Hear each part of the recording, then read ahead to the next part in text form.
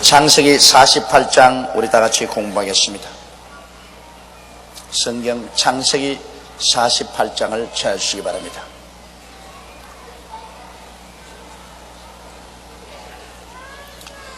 이 일 후에 혹이 요셉에게 구하기를 내 부친이 병들었다 하므로 그가 곧 두 아들 므낫세와 에브라임과 함께 이르니, 야곱이 그 11째 아들 요셉의 초청을 받아서 애굽 고센 땅에 와서 그하게 되었을 때는 벌써 나이가 130이었습니다. 그러니 오늘날 우리 계산대로 하면은 어마어마한 나이입니다. 제가 올해 만 53살이니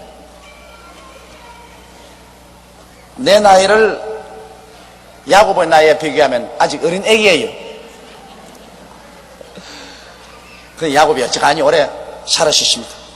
그래서 이제 병이 들었습니다. 그러니까 노환에 이길 장사가 없습니다. 130이 되어서 병들었으면 이제는 세상을 뜰 때가 된 것입니다.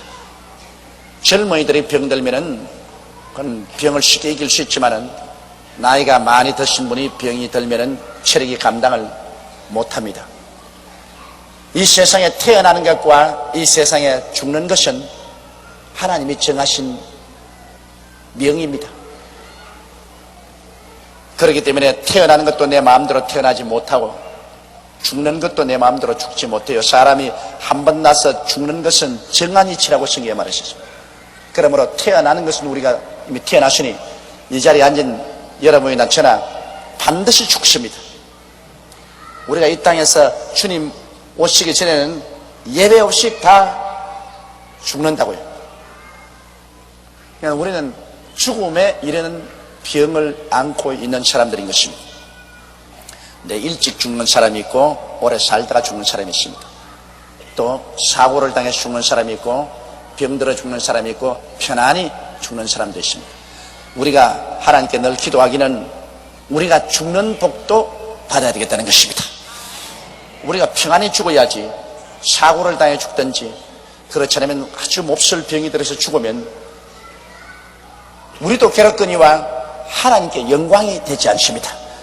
예수 믿는 사람은 사는 것만 영광스럽게 살아야 되는 것이 아니라 죽는 것도 전도되게 죽어야 돼요.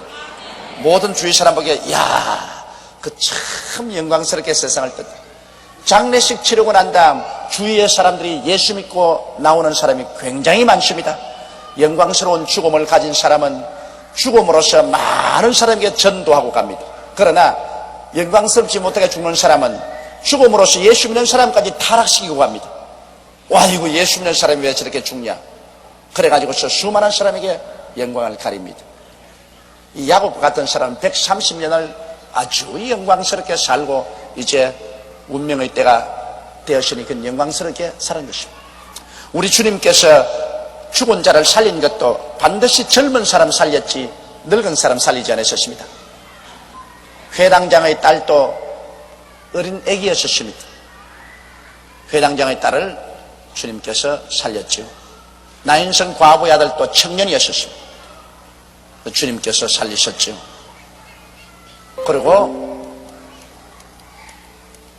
마리아와 마르다의 오라버니 나사로도 젊은 청년이었습니다. 그래서 살리셨습니다. 사람이 살면 70이요 강건하면 80이라고 말했는데 하나님이 정해주신 그 연세의 이전에 병들거나 그렇지 않으면 죽는 사람은 하나님이 쉽게 고치고 또 심지어는 살리기까지 하셨습니다. 그러나 이미 연세가 찬 분은 하나님께서 살리지 않으셨습니다. 우리가 다 연세가 차면은 하나님이 오시라고 할 때가 오면 가야 됩니다. 제가 병자 위해서 기도해 보아도요, 하나님이 데리고 가기로 작정한 병은 벌써 기도 탁 하면은 하나님 성령께서 기도하지 마라 그렇게 말씀해요. 억지로 기도하지만은, 억지로 그 가족들 때문에 기도하지만은 벌써 딱 기도하면 하나님이 기도하지 마라 데려가기로 작정했다. 그러므로 죽을 병에 걸리면은 그건 뭐 별 도리 없이 하나님 데려가시는 것입니다. 그러나 하나님이 데려가기로 작정하지 않은 사람이 병들었을 때는 그때는 우리가 회개하고 주님께 부르짖어 기도하고 원수 마귀를 쫓고 병에서 고침받을 수가 있는 것입니다. 그러므로 이 야곱은 이제 하나님이 데려가기로 작정한 병이 들었습니다. 그래서 야곱이 병들었다 그 말을 듣고 요셉은 자기가 낳은 두 아들 므낫세와 에브라임과 함께 아버지 병문안을 갔습니다. 혹이 야곱에게 고하되 내 아들 요셉이 내게 왔다 하며 이스라엘이 힘을 내어 침상에 앉아.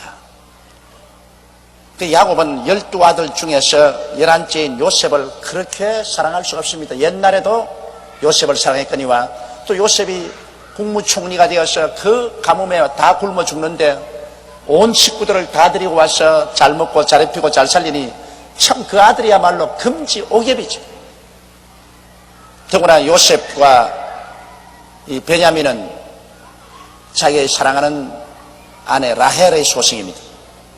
그렇기 때문에 특별히 사랑을 했습니다. 이러므로 병들어서 침상에 들어누워 기운이 진해서 일어나지 못하는 그 아버지가 요셉이 왔다니까 힘을 내어서 일어나 앉았습니다. 아마 다른 아들이 왔다 했으면 옆으로 들어누웠는지도 모르겠습니다. 내가 지금 아파서 죽을 징해인데 왜 귀찮게 찾아오느냐 그렇게 말하시는지 모르겠어요. 요셉이 온다니까 막 아버지가 기운이 팍 나가지고서 다 죽어가는 영감이 침상에서 일어나 앉았다. 그러므로 성경 말씀에 보면 마음의 즐거움은 양약이라도 마음의 근심은 뼈로 썩게 한다고 말하고 있는 것입니다. 사람이 마음이 즐거우면 그게 큰 보신하는 것보다 낫다고요. 뭐 오래 살겠다고 자꾸 보신탕 먹고 무슨 한약재 먹고 그러고 난 다음 밤낮 물고 찢고 싸우고 하면 그거 아무 효과 없어요. 마음이 즐거우면 그게 그냥 굉장한 보신이 되고 건강이 되는 것입니다. 뭐 요사 이상구 박사 말한 대로 보면 마음이 즐거우면 속에서 엔돌핀이 많이 생긴다고. 여러분 지금 웃었으니까 엔돌핀이 또 많이 생겼습니다. 근데 뭐 우리는 엔돌핀인지 저돌핀인지 모르겠지만은 그러나 성경 말씀에 하나님께서 마음의 즐거움은 양약이라고 하시니 병들었을 때 그러므로 자꾸 즐겁게 해주면 병이 빨리 나아요. 병든 사람 곁에 가서 우리가 하나님 말씀을 증거해주고 찬송해주고 기도해주면 그것이 얼마나 마음을 가볍게 하고 즐겁게 하지 않습니까? 그러므로 예수를 믿는 사람이 병들었을 때 찬송하고 말씀 읽고 기도하고 하면 병이 빨리 나는 이유가 그 마음의 즐거움이 양약이 되어서 그렇게 되는 것입니다. 나 병든 사람 빨리 죽이려고 하거든 자꾸 가서 염려스러운 말을 자꾸 해주십시오. 죽으려 하는 병든 사람에게 자꾸 염려 근심스러운 일을 이야기해서 이맛살을 찌푸리게 하면 뼈가 썩는다고. 뼈가 썩어 그냥 제가 죽어버려요.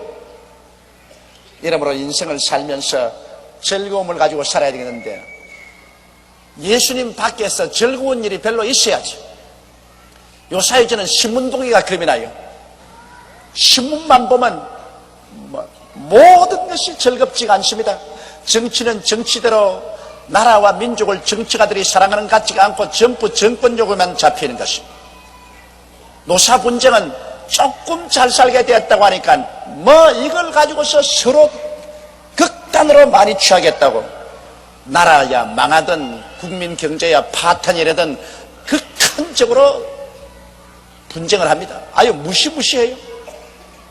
학생들은 학생들대로 학교에서 공부하라고 부모들이 그렇게 애써서 등록금 내서 보내는데 공부는 그냥 밤낮 학교에서 데모 안 하면 밖에 나와서 데모.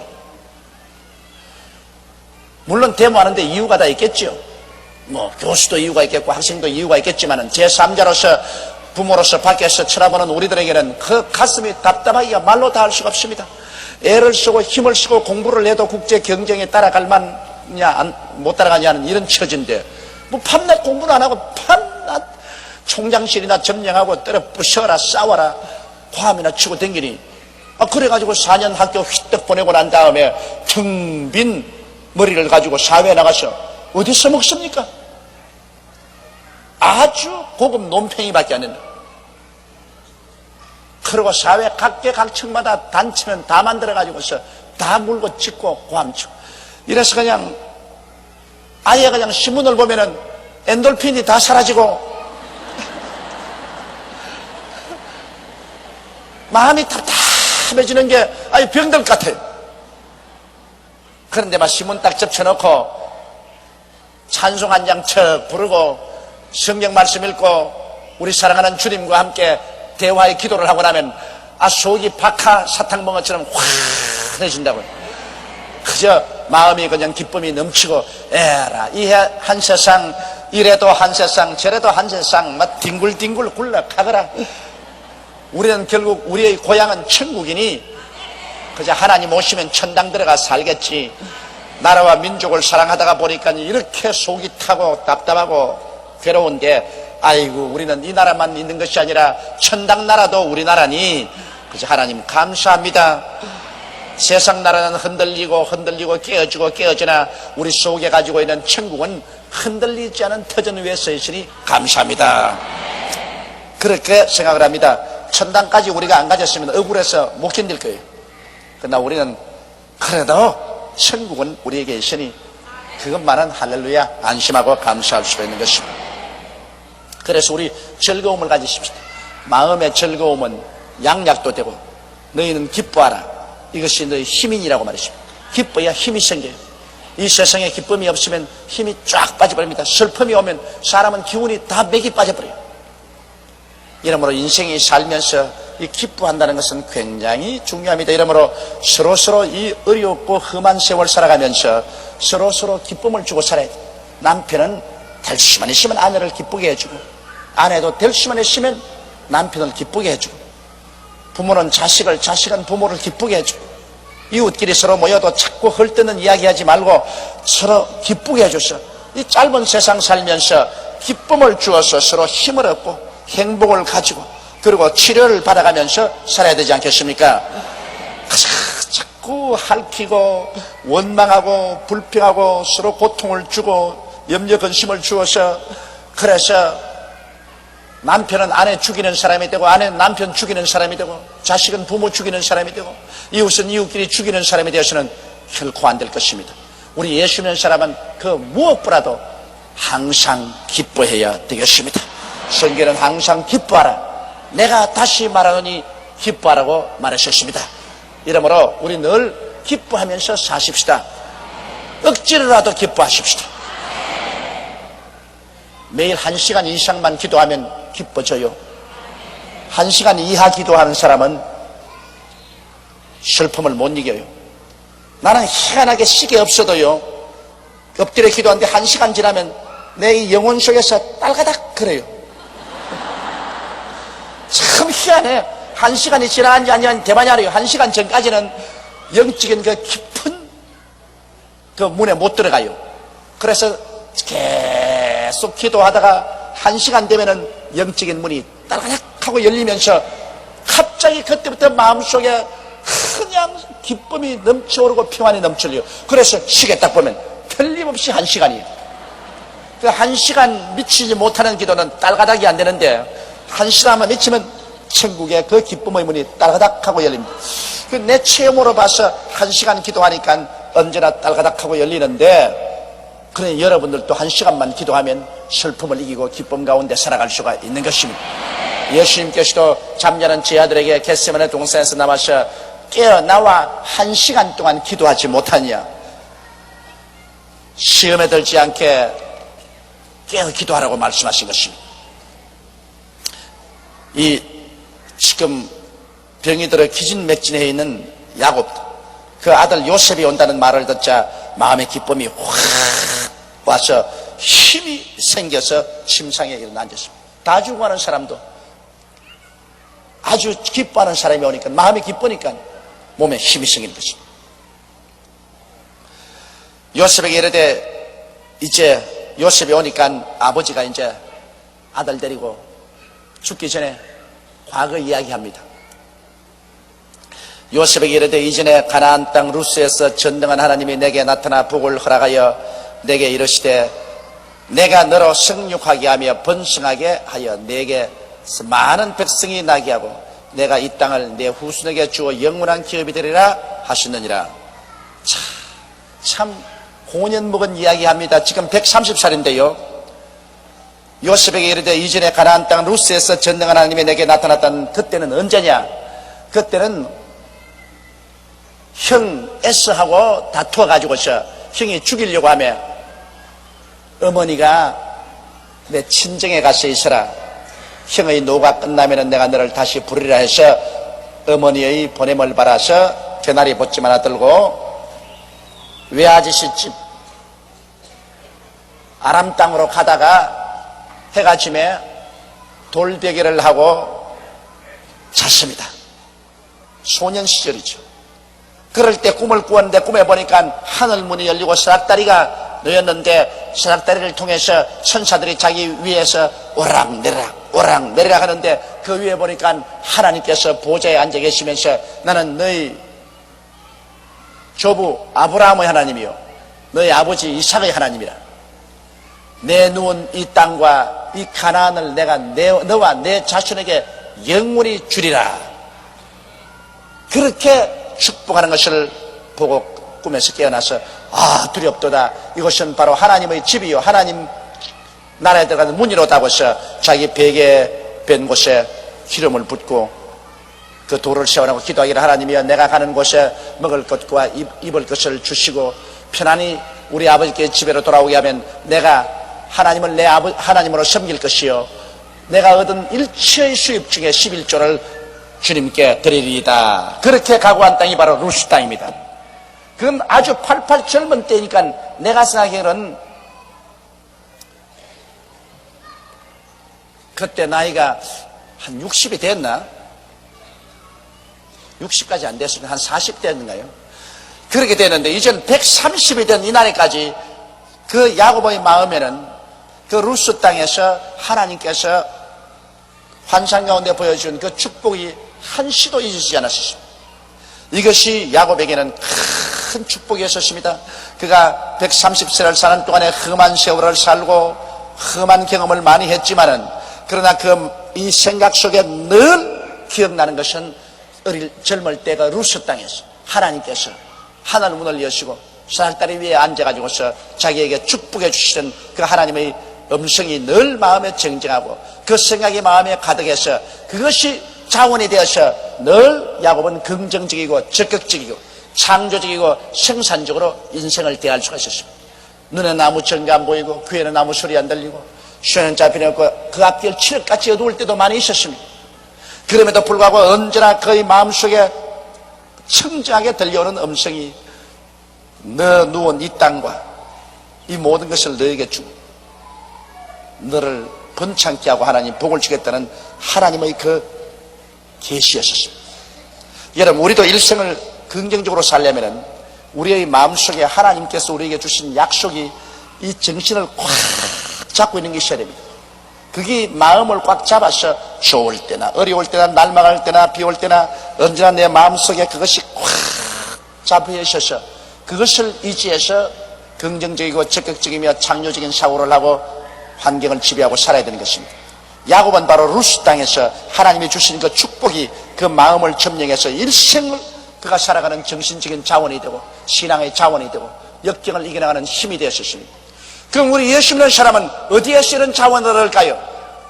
오늘 많은 사람들이 예수를 믿고 있으면서도 그러한 확 머릿속에 박힌 정신적인 자원이 없다. 자원이 없기 때문에 어려운 환경에 처하면은 쉽게 포기해버리고 낙심하고 자살하려고 합니다. 오늘도 외국에서는 우리 동포 자매님 한 분이 나에게 급히 전화를 걸어왔어요. 신앙상도로 전화하니까 제 전화 일성의 목사님 나는 자살하랍니다 그럽니다. 그래서 내가 국제전화를 두고서 아니 예수 믿는 사람이 그렇게 쉽게 자살한다면 어떻게 합니까? 제발 자살하지 마세요. 좀 어려운 일이 당한다고 해서 그냥 자꾸 죽겠다 하면 살아남을 사람 누가 있겠습니까? 안 믿는 사람도 안 죽는데 왜 믿는 사람이 죽겠다 그럽니까? 전화로서 달래고 그 다음 기도를 해 주었습니다. 그건 왜 그러냐? 그 마음을 꽉 잡고 있는 그 하나님의 축복의 기대감이 없기 때문인 것입니다. 마음을 꽉 잡고 있는 하나님의 기대감을 어디서 올 수 있어요? 우리 예수 믿는 사람은 내가 회개하고 예수를 구주로 믿게 된 그 시간부터 하나님이 나에게 십자가의 언약을 주신 것입니다. 여러분이 예수 믿은 것은 여러분 자신이 믿은 것 아닙니다. 하나님이 만세 만대 전에, 해와 달과 별도 생기기 전에, 저 하늘과 땅도 생기기 전에, 역사와 시간도 생기기 전에, 저 영원 무궁전에 하나님께서 여러분을 예수 안에서 이미 선택해 주신 것입니다. 하나님의 선택과 작정에 의해서 여러분 예수 믿게 되었지, 여러분 자신 스스로가 예수를 믿은 것 아닙니다. 하나님이 만세 만대 전에 우리를 구원하려고 마음에 작정을 했기 때문에 구원받은 거예요. 그래서 하나님께서 때가 오면 여러분을 예수 그리스도의 십자가를 통해서 불러준 것이니, 여러분이 회개하고 예수를 구주로 믿는 그때가 바로 하나님이 야곱 루스 땅에서 꿈에 나타난 것과 똑같은 그런 하나님의 나타나심인 것입니다. 그러면서 우리는 하나님께서 우리에게 십자가의 언약을 주셨습니다. 야곱에게는 루스 땅에서 축복의 언약을 주셨는데 우리에게는 모두 다 십자가의 언약을 주셨습니다. 그럼 십자가의 언약은 뭡니까? 십자가를 통해서 우리는 우리 마음속에 꽉 채워놔야 될 것입니다. 야곱이 루스에서 받은 계시를 130이 되도록 잊지 않고 머리에 채워놓은 것처럼 여러분 머릿속에 주야로 채워놔야 될 것이 있으니, 이것은 십자가를 통한 오중복음과 삼박자 축복일 것입니다. 이거 놓치면 안 돼요. 이거 놓쳐버리면 여러분 예수 믿는다고 하면서 어려운 일 당하면 꼭 자살하겠다 그러는 거예요. 우린 예수를 믿으면 우리의 마음 생각을 점령하고 우리의 마음의 감정을 점령하고 우리가 항상 마음의 꿈과 환상을 머릿속에 꽉 가지는 것이 있어야 됩니다. 내 환경은 억척같이 어렵고 파도가 치고 심한 시련이 다가와도 이 머리, 이 가슴이 아니라 이 머리를 꽉 점령하고 있는 것이 있어야 돼요. 그것이 뭐냐면 십자가의 오중복음과 삼박자 축복입니다. 우리는 십자가 밑에서 구원을 받았을 때 하나님께서는 십자가를 통해서 우리에게 죄사함의 축복의 언약을 주셨습니다. 어떻게 되었든 우리는 십자가 보혈을 통해서 죄에서 용서를 받고 구원을 받고 의롭다함을 얻었으니 이건 머릿속에 꽉 박아놓아야 됩니다. 누가 뭐라고 말해도 나는 용서받은 의인이다. 또 십자가를 통해서 하나님께서는 원수된 우리를 자식으로 받아주시고 우리와 화목하시고 십자가를 통해서 우리에게 성령을 주셨으니 좌우간 추우나 더우나 잘사나 못사나 성령은 우리와 같이 계신다. 성령이 결코 나를 고아와 같이 버려놓지 아니하고 나와 같이 계신다는 이 생각이 머리에 꽉 들어 차 있어야 되고, 자가 누가 뭐라고 말하든 십자가에서 주님은 나 연약한 것을 친히 담당하시고 병을 짊어지고 가시다는 것을 머릿속에 알아야 되는 것입니다.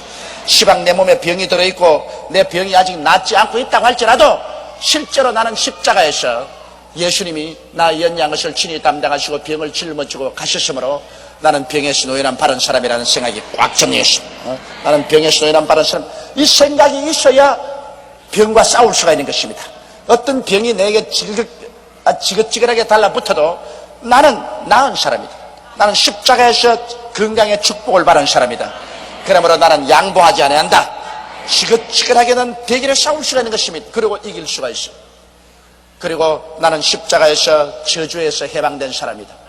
나는 십자가를 통해서 우리 육신의 선조 아담이 가져온 가시와 은극히 낭패와 실망, 가난과 절망, 이런 모든 저주에서 해방을 얻었다. 나는 예수님을 통해서 십자가에서 아브라함의 복을 받은 사람이다. 나는 복 받은 사람이다. 자관 환경이 얼마나 가난하고 사업이 안 되고 부도가 나고 아예 그냥 감방에 끌려가서 갇혀있다 할지라도 내 몸이 어떻게 되었더라도 내 머리 생각은 나는 복 받은 사람이다. 나는 십자가를 통하여 아브라함의 복을 받은 사람이라고 꽉 들어 차 있어야 되고, 어떠한 역경이라도 예수님이 죽었다가 부활하심으로 말미암아 나는 십자가를 통해서 사망에서 생명으로 옮겨졌고 지옥에서 천국으로 옮겨진 사람이다. 나는 천당 사람이다. 이 생각이 머리에 꽉 들어차고 그것이 우리 마음속에 꿈과 환상이 되는 것입니다. 그것이 내가 눈을 뜨고 있어도 내가 그렇게 된 것이 보이고 눈을 감고 있어도 내가 오중복음을 받아서 영원히 잘됨같이 범사에 잘되며 강건하게 된 내 모습을 늘 쳐다보고 살아야 되는 것입니다. 이게 바로 야곱이 루스 땅에서 하나님께서 계시해 주신 그 축복의 계시를 한평생 130이 되어 애굽의 고센 땅에 올 때까지 그런 마음에 간직하고 있어서 그 아들에게 그것을 간증합니다. 이와 같이 우리도 예수 믿고 난 이후로는 십자가를 통한 오중복음과 이 삼박자 축복, 이 삼중 축복을 머릿속에 계속 간직하고 있어야 됩니다. 저는 이 진리를 깨닫고 난 다음에부터 한시도 이 진리를 내 머릿속에서 떠나게 한 적이 없습니다. 저는 자나 깨나 앉아나 서나 추우나 더우나 내 머릿속에 그리스도를 통해서 오중복음은 나의 것이고 삼중 축복, 삼박자 축복은 내 것이다.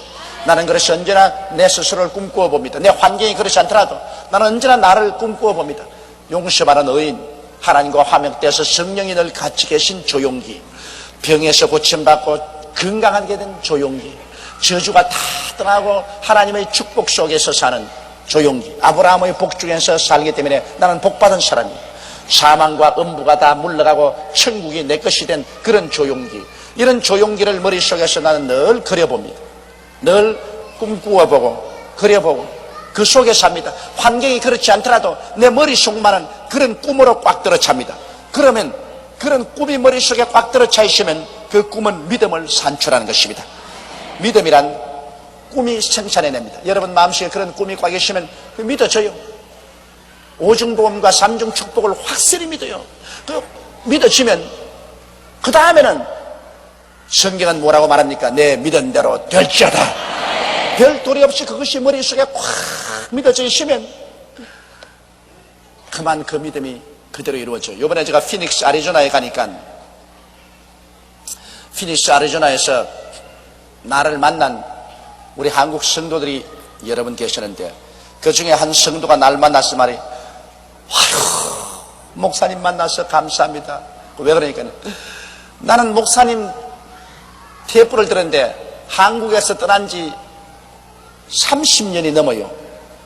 그동안 한국에 안 와봤는데 늘 목사님 테이프를 듣고 나는 구원을 받고 테이프를 듣고서 예수를 믿었는데 내 머릿속에서 언제나 조용기 목사님을 한번 만날 것이다, 개인적으로 만날 것이다 하는 생각이 머릿속에 꿈으로 있었는데 그걸 꿈이서 믿음이 있었는데 이렇게 만날 줄을 몰랐다고. 그런데 그 피닉스 애리조나라는 곳에 좀처럼 가지 않은 곳입니다. 그런 그 사막 한가운데 있는 도시에 제가 가게 되고 또 그 집에서 밥을 2번이나 얻어먹게 되었어요. 내가 왜 다른 것 다 제껴놓고 그 집에 가서 밥을 2번이나 먹습니까? 그 사람이 그 마음속에 오랜 세월 동안 조용기 목사하고 개인적으로 만나서 이야기했던 꿈을 가지고 있었기 때문에 그 집에 가게 됐어요. 그래 그것만 했으면 또 괜찮은데 그 다음 한국 식당이 딱 한 곳이 있는데 한국 식당에 가서 밥을 먹으니까 식당 주인이 하는 말이면 아이고 내가 언제고 내 머릿속에서 조용기 목사 개인적으로 한번 만나봐야 되겠다 그렇게 생각을 하고 있었는데 우리 식당에 오셨네. 그랬더니 그래서 2번이나 계속하는 걸 보고 하하 이 머릿속에 늘 꿈꾸는 것은 이루어진다. 제가 늘 말하는 것처럼 당신이 꿈을 만드는 것이 아니라 꿈이 당신을 만든다고. 꿈속에 늘 그렇게 생각하고 있으면 그것이 나쁜 꿈이 아닌 이상은 그대로 이루어지는 것입니다. 이제 그렇다고 여러분이 전부 다 조 목사 우리 집에 신방 올 것을 꿈꾼다 그러면 이제 저 바빠서 못 견뎌요. 바빠서 못 견뎌요.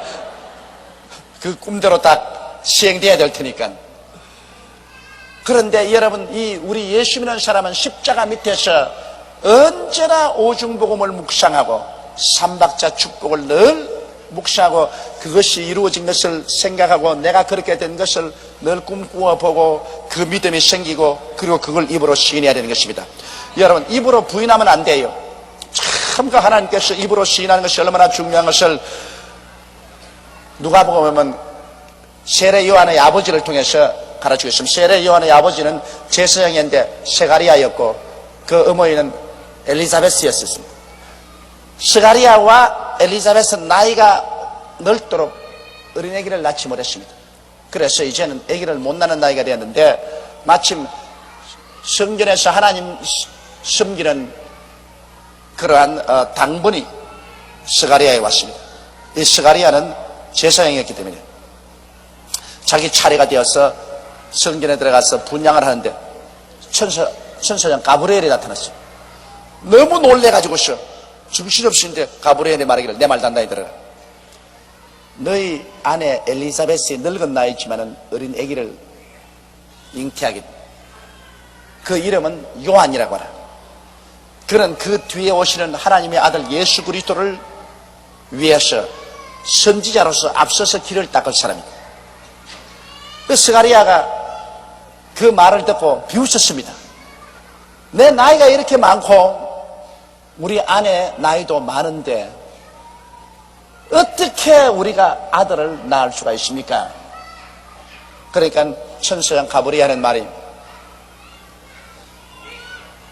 너 지금 의심하고 믿지 않지만은 내가 한 말대로 다 이루어지고 나면은 내가 믿을 것이다. 그러나 그 일이 이루어지기 전까지 너는 벙어리가 돼서 말 못할 것이다. 아 그래 바깥에서 기다리는 사람이 한번 기다려도 안 나오기에 무슨 사고가 나고 걱정하는데 한참 만에야 성전에서 스가리아가 나왔는데 보니까 아까까지라도 말을 잘한 사람이 이제 와가지고서 안탕탕탕 안탕탕탕 탕탕탕탕 그러거든요. 아 이게 말을 뭐하고 저 탕탕탕탕 하고 손짓만 하고 밟지만은 언제까지 그러냐? 그 아내 엘리사벳이 잉태하여 아들을 낳으니 그 이름을 지으려고 할 때 그 엘리사벳이 아들 이름을 뭐라고 했냐니까 아이 그 가문에 없는 학렬에도 없는 이름 요한이라고 했다. 그럼 아버지에게 물어보죠. 아버지 스가리아에 가니까 흑판을 가져오라. 흑판을 가져와서 백목을 주니 이름을 요한이라고 딱 적자마자 입이 탁 트여서 말이 나왔다. 그럼 왜 벙어리를 만들었냐? 하나님을 안 믿기 때문에 하나님이 내게 아들을 주겠다고 했는데도 불구하고 성경에서 나와가 에이 그 늙었는데 무슨 아들이 있겠노, 우리 아내가 늙었는데 무슨 아들이 있겠노, 내가 늙었는데 무슨 아들이 있겠노, 이렇게 자꾸 부정을 하면은 입방정을 맞아가지고서 그만 하나님의 역사도 다 사라지고 맙니다. 그래서 하나님은 주의 말씀이 이루어지기까지 입으로 부정적인 말을 못하게 하려고 혀에다가 열쇠를 착취해 버렸어요. 그래 벙어리를 만들어 버렸어요. 차라리 긍정적으로 시인하지 못할 바에야 이루어질 때까지 하나님의 사역을 회방이나 하지 마라, 벙어리나 되어 있으라, 그 말입니다. 여러분, 하나님의 역사를 일으킬 때 하나님의 역사를 여러분께서 입으로 시인하고 긍정적으로 도와주면 그 역사가 크게 일어나거니와 입으로 부정적이 되면 하나님의 사역을 망쳐버립니다. 그러므로 차라리 벙어리가 되는 것이 좋습니다. 하나님은 강제로라도 믿지 않은 사람 부정적인 말 못하게끔 스가리아로 하여금 벙어리가 되게 해서 그 아들이 낳을 때까지 하나님의 사역을 방해하지 못하게 말했습니다. 그러므로 사람의 입술의 말이 얼마나 중요합니까? 내 입의 말로 내가 묶였으며 내 입의 말로 내가 사로잡혔다고 했으며 죽고 사는 권세가 혀에 있으니 사람은 자기 혀로서 살 것이라고 말했었습니다. 이렇기 때문에 여러분, 우리 혀의 말이 얼마나 중요한지 몰라요. 야고보는 그 강하게 말하지 않습니까? 큰 질풍에 몰려가는 배도 그 밑에는 조그마한 키가 조정하라고, 막 달려가는 말도 입에 있는 재갈 조그마한 것이 움직이고, 큰 도시가 불타는 것도 제일 처음에 성냥불 조그마한 불씨 하나가 태우는 것처럼 우리 혀는 몸에서 적은 것이나 온 몸을 다스린다고 말했습니다. 그러므로 오늘날 우리가 인생에 많은 슬픔을 가져오고 낭패와 실망을 가져오는 것은 요망스러운 혀 때문에 그럴 때가 많습니다. 혀로서 방정을 떨어가지고서 문제를 다 망쳐버려요. 그러므로 우리는 혀의 말을 굉장히 조심해야 되는 것입니다. 이러므로 우리 주를 믿는 사람은 하나님의 언약의 말씀을 언제나 부인하지 말고 입으로 시인해야 되는 것입니다. 여러분께서 십자가의 은총을 받으셨으면 십자가의 은총을 통해서 오중복음과 삼중축복을 마음속에 늘 생각하십시오. 머릿속에 그것을 늘 묵상하고 그렇게 된 자기의 모습을 늘 마음속에 그려보고 꿈꾸어보고 그걸 믿고 입으로 자꾸 시인해요. 나는 용서받은 의인이다. 나는 성령이 같이 계시. 제가 채찍에 맞음으로 난 나음을 입었다. 나는 저주에서 해방을 얻고 아브라함의 복을 받은 사람이다. 나는 복인이다. 나는 영생을 얻은 사람이다. 입으로 자꾸 시인해요. 나는 영혼이 잘됨같이 범사에 잘되며 강건함을 얻은 사람이다. 축복받은 사람이다. 이렇게 입으로 자꾸 시인하면, 자, 꿈과 믿음과 입술의 시인이 합쳐지면 하나님의 역사가 일어나기 시작합니다. 그걸 꼭 잊지 마십시오. 꿈과 믿음과 입술의 시인, 이 삼박자가 합쳐지면 하나님의 역사가 일어나게 되는 것입니다. 할렐루야. 이래서 이 야곱은 젊은 청년 시절에 그가 하나님께로부터 받은 그 계시가 한평생 그 마음을 점령하고 그는 그대로 될 것이라는 것을 꿈꾸고 지금 130일에도 그 아들의 앞에서 그 입술로 그걸 긍정적으로 시인하고 있는 것입니다. 이것이 마음에 꽉 점령하고 있으면 하나님께서 나와 같이 계시니 누가 나를 대적하리요? 그 아들을 아끼지 않고 내게 주시니까 그 아들과 함께 무엇을 선물로 주지 않겠느냐. 그러한 마음에 자신이 딱 있기 때문에 어떠한 역경이 다가오고 고통이 다가와도 그것을 보고 허허 웃고 뛰어넘을 수 있는 마음의 여유가 생기는 것입니다. 우리 한국 사람은 요사이 도무지 마음의 여유가 없어서 아주 마음의 여유가 너무 없어서 그저 조금만 건들리면 탁! 그곳에 그냥 대항을 합니다. 그냥. 이건 뭐 조금도 여유가 없어요. 붙었다면 끝까지 그건 네 골이 깨어지나 내 골이 깨어지나 받아버리라까지. 이렇게 마음의 여유가 없으시고 말하죠. 우리 민족이 이렇게 극단적으로 합니다. 여유가 없습니다.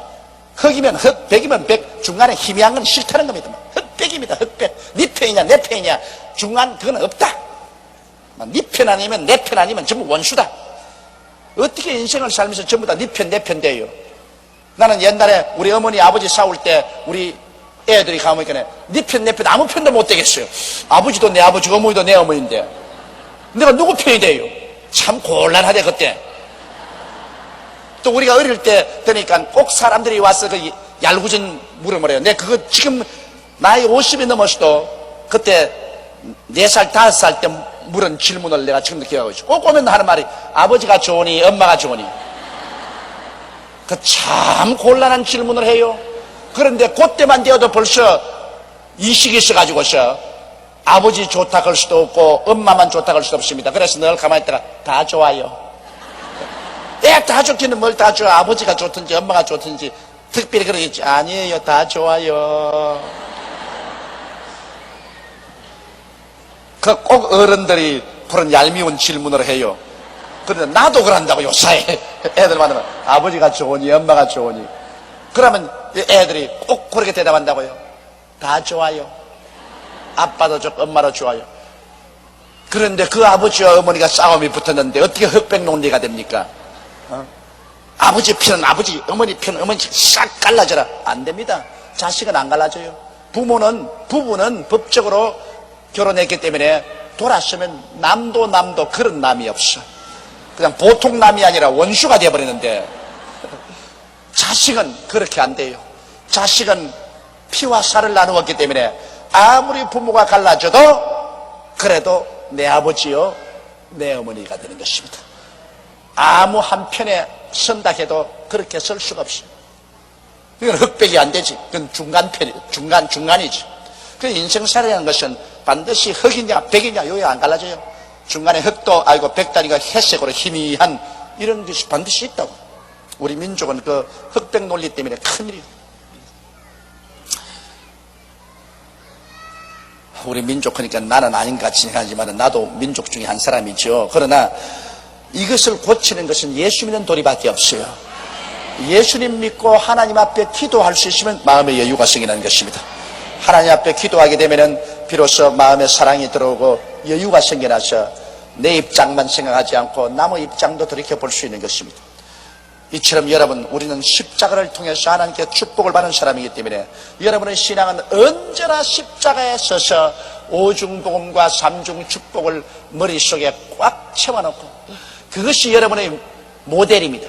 하나님은 그렇게 되기를 여러분 원하시고 있기 때문에 그대로 꿈꾸고 그대로 믿고 그대로 시인하면 반드시 그 길로 가는 것입니다. 어떠한 파도가 치고 역경이 다가와도 떠내려가는 것 같지만은 결국은 여러분 꿈꾸고 믿고 입으로 시인한 그 길로 가는 것입니다.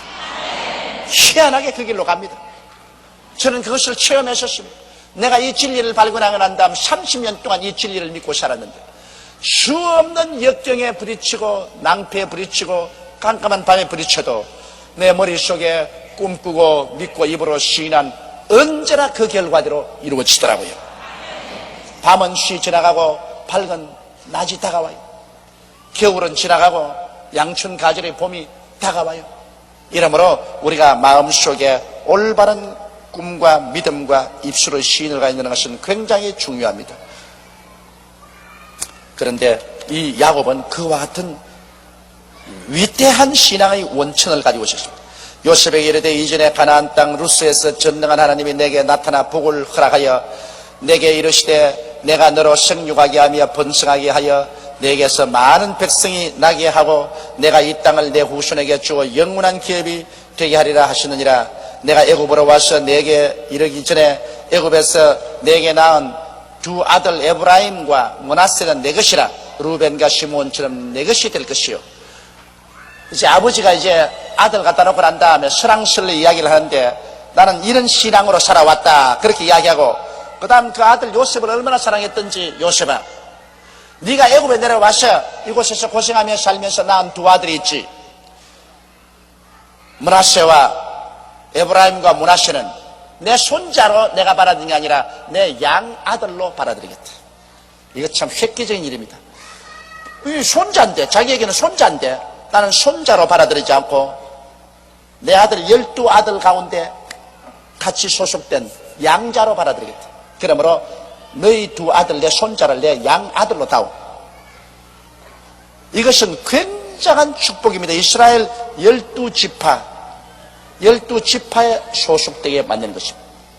그래서 나중에 보면은 여기에 이스라엘 12지파에 바로 이 두 아들이 들어가게 된 것입니다.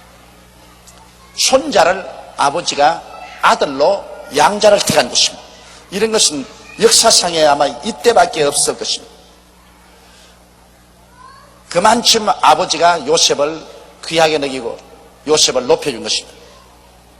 내가 애굽으로 와서 내게 이르기를 전에 애굽에서 내게 낳은 두 아들 에브라임과 므낫세는 내 것이라. 루벤과 시몬처럼 내 것이 될 것이라. 루벤과 시몬은 맏아들 둘째 아들인데 맏아들 둘째 아들처럼 손자가 바로 내 아들로서 내가 양자로 받아들이겠다. 이들 후에 내 소생이 내 것이 될 것이며 그 다음 이 두 아들 이후에 낳는 자식은 너 소생, 너 자식으로 삼아라. 그 산업은 그 형의 명의하에서 함께하리라. 그러나 그 아들들도 형이 축복을 받는 그 축복을 함께 받겠다는 것입니다. 그러므로 요셉에게 큰 축복을 준 것입니다. 또 말하기를 내게 관하여는 내가 이전에 밧단에서 올 때 라헬이 나를 따르는 노중 가나안 땅에서 죽었는데 그곳은 에브랏까지 길이 오히려 격한 곳이라 내가 거기서 그를 에브랏 길에서 장사했느니라. 에브랏은 곧 베들레헴이라. 이 말은 왜 했냐면 바로 요셉의 어머니가 라헬이거든요. 그래 또 요셉을 보니까 자기 아내 라헬이 생각이 납니다. 그래서 엄마 이야기를 하는 거예요. 너 엄마 하는 말이 내게 관해서는 내가 이전에 밧담에서 올라올 때 외아저씨 집에서 고향 땅으로 돌아올 때 너 어머니가 나를 따르는 노중에 너희 동생 베냐민을 낳다가 죽었다. 그 마지막 막내 베냐민을 낳다가 난산을 해서 죽었습니다. 그러므로 너 어머니가 나를 따르다가 노중에서 죽었어. 그래서 에브랏 길까지 길이 오히려 떨어져 있어서 너 어머니를 그곳에서 장사했다. 그 뭐 다른 사람에게는 말해봤자 아무 의미가 없습니다. 그러나 요셉에게는 의미가 깊어요. 아버지와 아들 간에 어머니가 옛날에 너 동생 나타가 죽어서 이 가나안으로 오다가 그 중도의 길에서 너 어머니를 묻었다. 이것은 그 아버지와 자식 간의 그 깊은 사랑을 이야기하는 것입니다. 이스라엘이 요셉의 아들들을 보고 이르되 이들은 누구냐? 그동안에 야곱이 애굽의 고센 땅에 와서 살아도 손주들 아직 못 봤어요. 왜냐하면 손주들은 대굴에서 아버지와 어머니와 함께 살고 있기 때문에 아직 손주들을 못 만났습니다. 그런데 이제 아버지가 병드니까 요셉이 자기 아들들, 즉 야곱의 손주들을 데리고 왔으니까 그 손주 아들 둘이가 왔으니까 이게 누구냐 이름만 알았지 실제는 못 봤거든. 아직까지 요셉의 그 아비에게 고하되 이는 하나님이 여기에서 내게 주신 아들들이니이다. 아비가 가로되 그들을 이끌어 내 앞으로 나오라. 내가 그들에게 축복하리라. 이 축복을 받는다는 것이 여러분 얼마나 중요합니까? 그 할아버지가 아들을, 그 손주들을 자기 아들로 양자로 받아들이고 난 다음에 축복을 하겠다 그랬습니다. 이스라엘의 눈이 나이로 인하여 어두워서 보지 못하더라. 눈이 침침해져서 또렷이 못 봐요. 요셉이 두 아들을 이끌어 아비 앞으로 나아가니 이스라엘이 그들에게 입 맞추고 그들을 안고 요셉에게 이르되 내가 내 얼굴을 보리라고는 뜻하지 못하였더니 하나님이 내게 내 소생까지 보이셨도다. 이 얼마나 감격적인 말인 것입니까?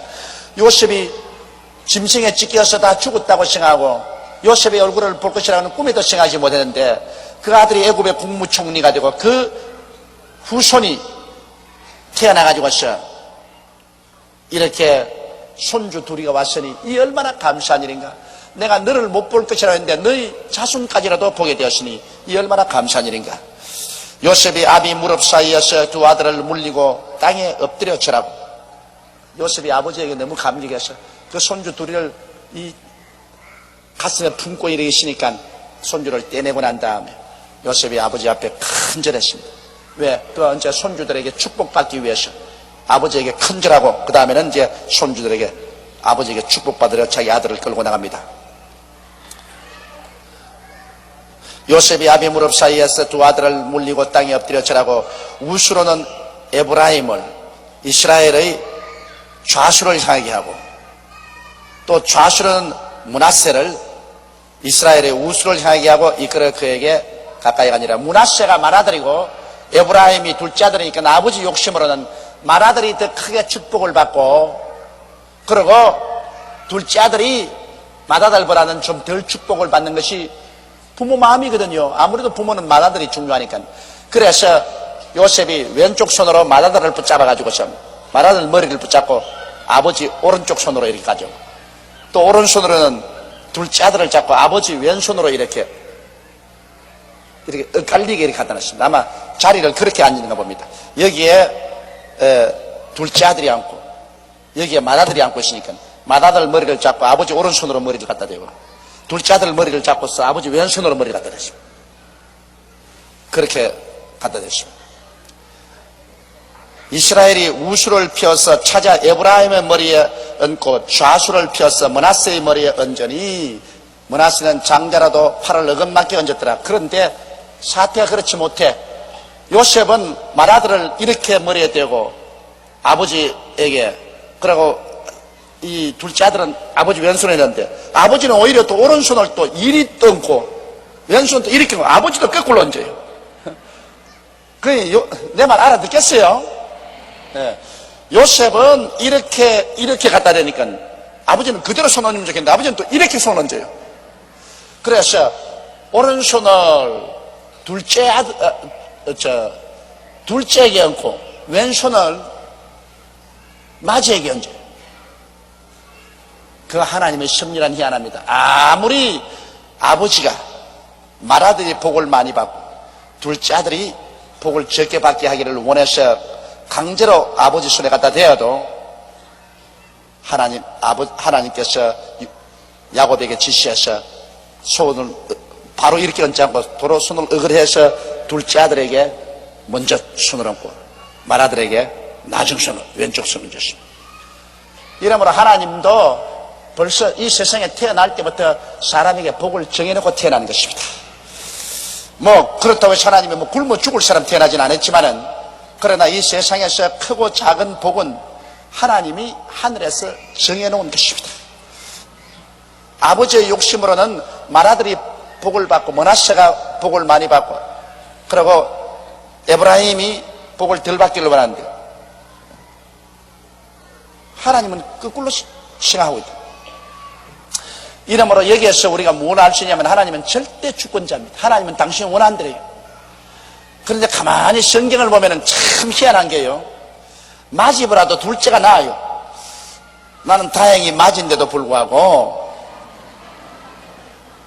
하나님이 복을 주셨죠. 그래도 실제로 봐서는 난 맞이 아니면 우리 내 위에 누님이 하나 있으니까 내가 두 번째예요. 자, 하나님이 하시는 거 보면 꼭 맞이는 별 볼 일이 없어. 자, 첫 아담은 실패하고 마지막 아담 예수님은 구주가 되시고, 가인 맏아들은 살인자가 되고, 아벨은 죽었지만 의인이 되고, 그 다음에 이스마엘, 아브라함이 나온 이스마엘은 하나님이 버리시고, 이삭은 둘째 남았는데 태가시고, 또 이삭의 아들 중에 하나인데 에서 맏아들은 하나님이 물리치시고, 둘째 야곱은 하나님이 태가시고, 그 다음 요셉의 아들들 가운데도 보니까 므낫세는 장자라도 왼손을 얹어주고, 그리고 그 동생 에브라임은 동생인데도 불구하고 오른손을 그 머리에 얹어주고, 가만히 보니까 언제나 첫째로 태어나는 게 성경을 보면 손해가 많아요. 장자로서 축복을 받을 것 같지만은 하나님께서 축복해 주신 데는 가만히 보니까 언제나 둘째가 효과가 있더라고요. 모세가 이스라엘 백성을 광야를 통해서 이끌어 나왔지만은, 그러나 가나안 땅에는 못 들어가고 여호수아가 두 번째로 이끌고 들어갔다. 그러므로 여러분 가운데 아이고 나는 장자가 못 돼가지고서 부모 사랑도 뭐 별로 못 받고 뭐 둘째 있어가지고서 별 볼 일 없다, 천만에 그렇게 생각하지 마십시오. 하나님께서는 첫째보다도 둘째에게 복을 많이 주고 있어요. 그래서 나는 억지로라도 둘째라고요. 억지로라도.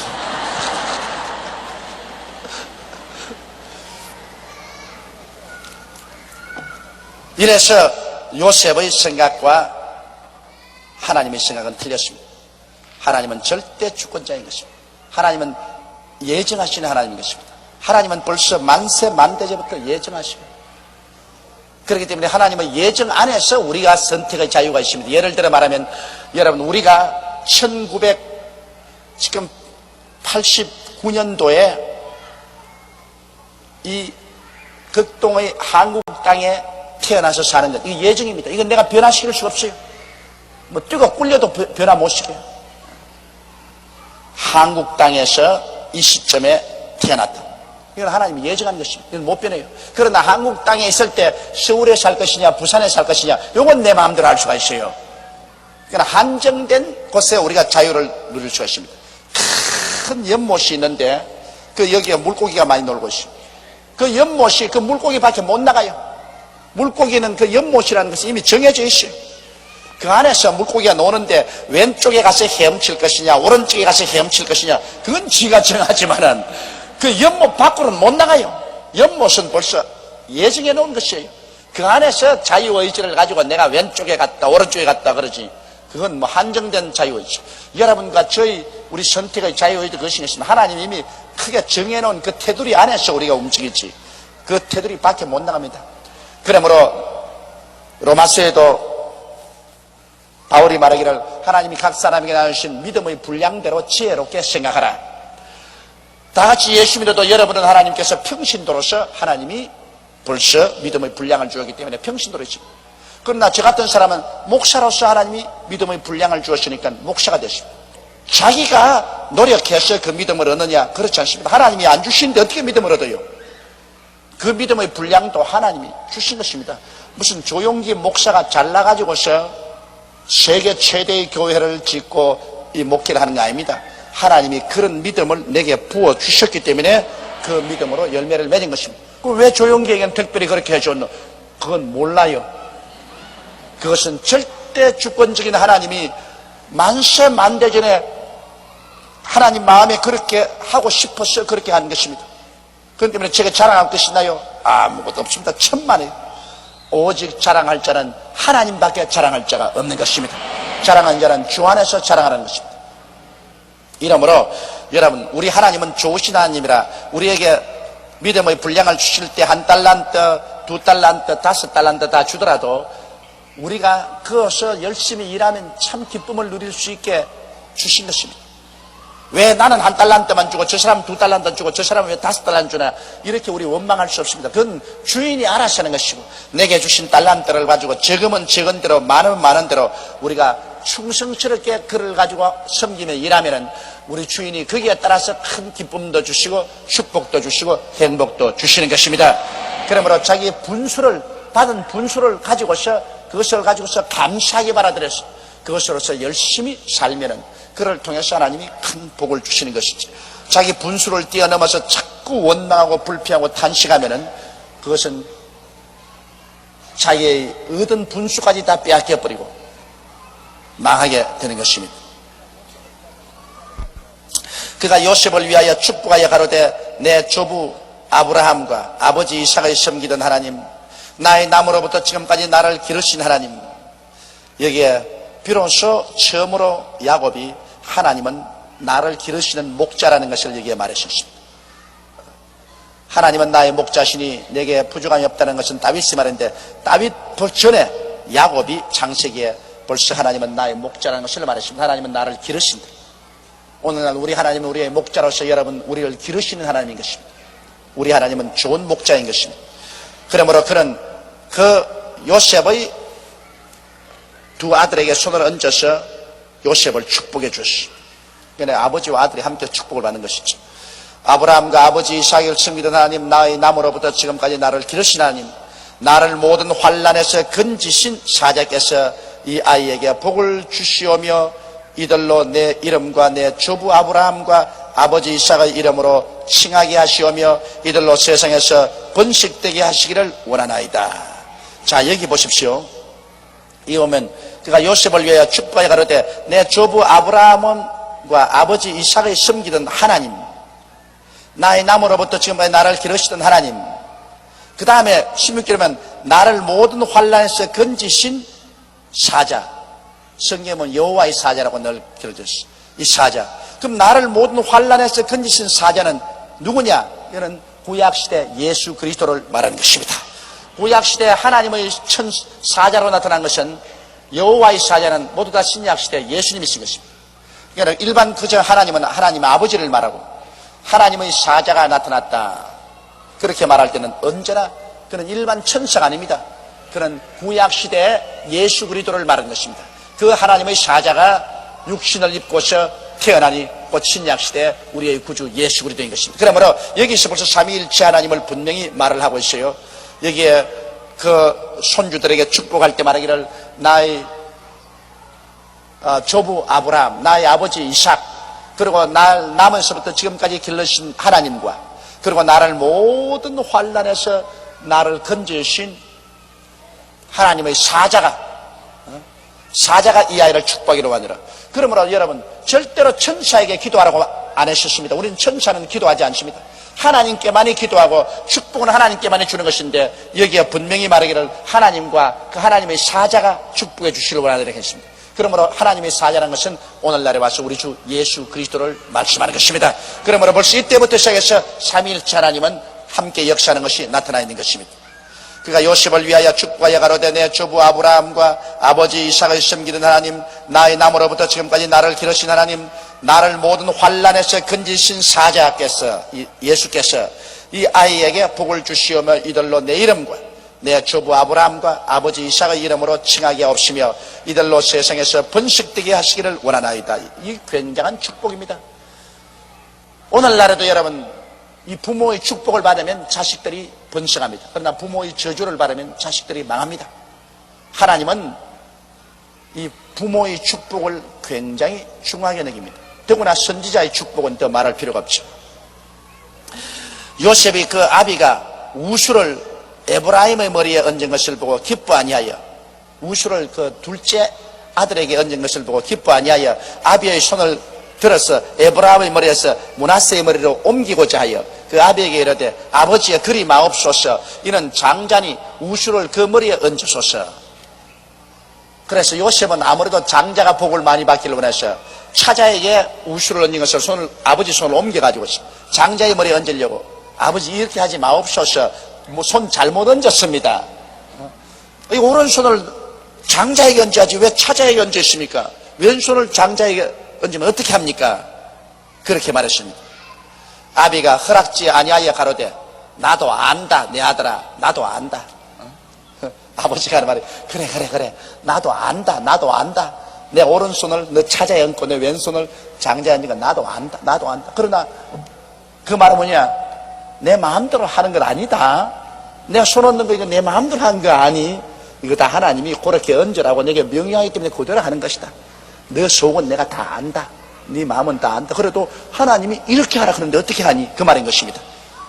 그러니 보십시오. 사람의 생각과 하나님의 생각은 이렇게 다릅니다. 하나님은 장자보다도 차자인